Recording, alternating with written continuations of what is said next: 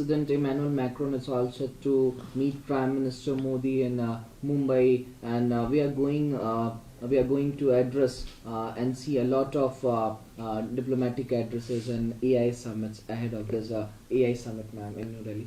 India and France have a long-standing relationship, and it has only deepened over time because of shared democratic values as well as shared rules-based order commitment. And considering ever since 2014 the relationship has deepened with regards to purchase of defense equipments, we are hoping that this relationship will only move forward and from strength to strength. And he's visiting on the sidelines of the AI summit, and he is going to be equally involved in that and will be addressing that as well.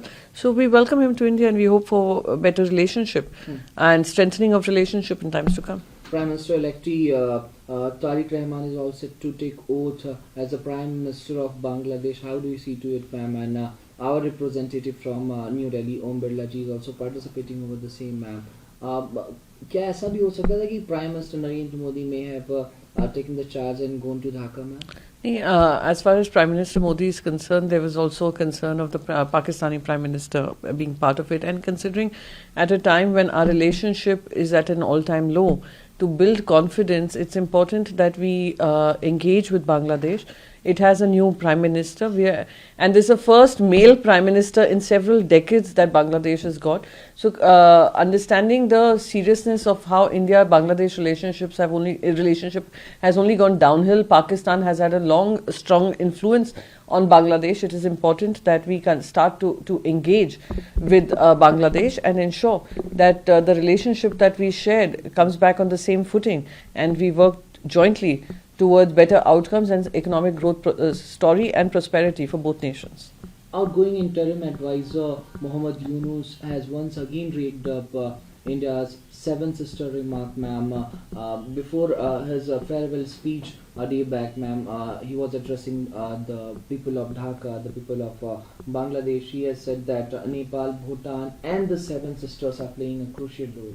He can continue to say what he wants. He has been the most divisive figure of Bangladesh, influenced heavily by Pakistan and aided and abetted targeted killing against Hindu minorities. He's also allowed his people of Bangladesh to be radicalized under the influence of Pakistan. So I would only say it is good riddance, and probably such provocative statements coming from him would get the deserving response that MEA will give to him. Considering this was his farewell speech, he could have ended it on a positive note, but it shows his bitterness towards India and what his ideas about India Bangladesh relationship is.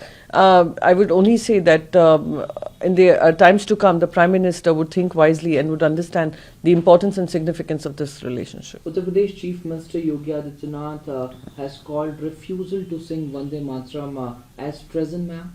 It's only a political gimmick for Yogi Adityanath ji. Can you ask him to please first sing the 6 stanzas, the complete Vande Mataram, before he decides who is anti-national, who is unpatriotic, who is carrying out acts of treason. First, we must hear him sing and take the lead in sharing what his knowledge about Vande Mataram is. There's nothing but a divisive idea of trying to politicize a national song for personal benefits and political benefits. Adityanath का बयान आया है, वो Samajwadi party और Congress party पर less out कर रहे थे. उन्होंने कहा कि आप वंदे मातरम नहीं गाएंगे, ये देशद्रोह से कम नहीं है. जब पूरा उत्तर प्रदेश उन पे लैश आउट कर रहा है, वो ध्यान भटकाने के लिए वंदे मातरम का इस्तेमाल कर रहे हैं. ये tried and tested tool kit है भारतीय जनता पार्टी का, कि जैसे ही कोई तीखे सवाल इनसे पूछने लगे, वो ध्यान भटका देंगे कि चलिए अपने राष्ट्रगान को लेकर बात करते हैं. मैं उनसे बस कहूंगी, योगी आदित्यनाथ जी, पहले सबके सामने 6 स्टैंजा का जो पूरा वंदे मातरम जो होम मिनिस्टर ने कहा है 3.5 मिनट का गाना है, वो गाना गाकर सुना दें, सभी को सुना दें, टेक द लीड. फिर सर्टिफिकेट दें कि कौन ट्रीसन कर रहा है, कौन एक्ट ऑफ ट्रीसन कर रहा है, कौन पेट्रियट है, कौन. ये इनकी ट्राइड एंड टेस्टेड टेक्निक है to distract people, distract attention from problems of the day. Uttar Pradesh में अभी ऐसा माहौल बना हुआ है जो योगी आदित्यनाथ जी के खिलाफ है. उनसे बहुत तीखे प्रश्न पूछे जा रहे हैं, और इसलिए वो जानते हैं उनका राजनीतिक कहीं ना कहीं पराभव हो सकता है, इसलिए वो ऐसे मुद्दे ला रहे हैं जो और जनता का ध्यान ही नहीं भटकाए. हमारा जो नेशनल सॉन्ग है उसको राजनीति के बीच में ले आया. Prime minister elect of Bangladesh Tarique Rahman साहब आज ओथ ले रहे हैं मैम। हमारे रिप्रेजेंटेटिव के तौर पर लोकसभा स्पीकर ओम बिरला साहब आज मौजूद रहेंगे।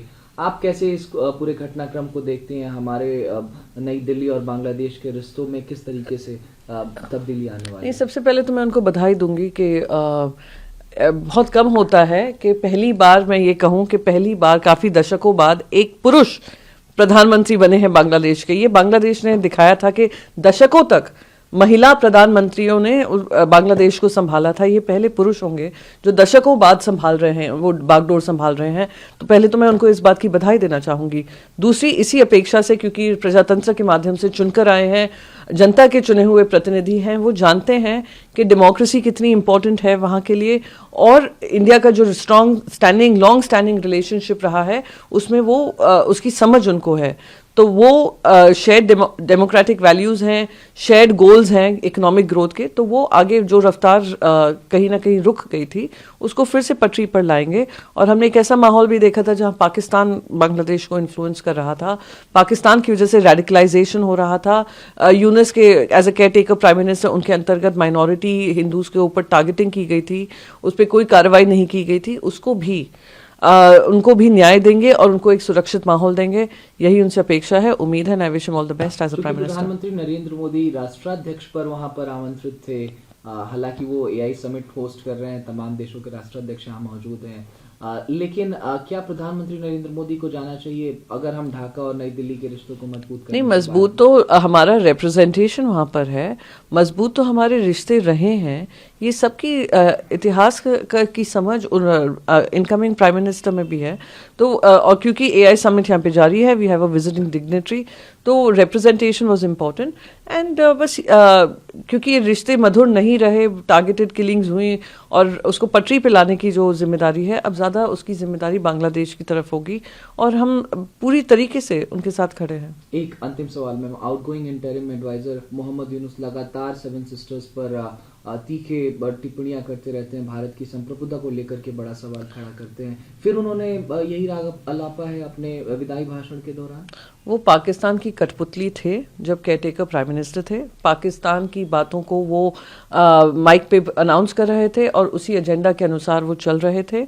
उनके अंतर्गत जब वो केयरटेकर प्राइम मिनिस्टर थे, उनके अंतर्गत हिंदुओं पे जिस तरीके से हमले हुए, हिंदुओं को टारगेट कर कर उनकी लिंचिंग हुई, उनके मर्डर्स हुए, उनके साथ इस तरीके की घटनाएं सामने आई जो हमें सबको झकझोर देती थी, पर इनको किसी तरीके की शर्म नहीं आई। अब वो जाकर उन्होंने पहले भी इस बारे में कहा है सेवन सिस्टर्स को लेकर, उनको कह दूं और बार बार कहूंगी, एक तो पहले तो गुड रिडेंस है कि वहाँ से अब बांग्लादेश के केयरटेकर प्राइम मिनिस्टर से वो हट गए हैं। दूसरी बात, सेवन सिस्टर्स हो, हमारे देश का चप्पा चप्पा हो, पाकिस्तान ऑक्यूपाइड कश्मीर हो, अक्साई चिन्ह हो, वो हमारे देश का अभिन्न अंग है, और ये कितनी भी बातें करते रहे, हम उनको पुरजोर तरीके से उनकी जगह दिखाते रहेंगे। बहुत शुक्रिया मैम।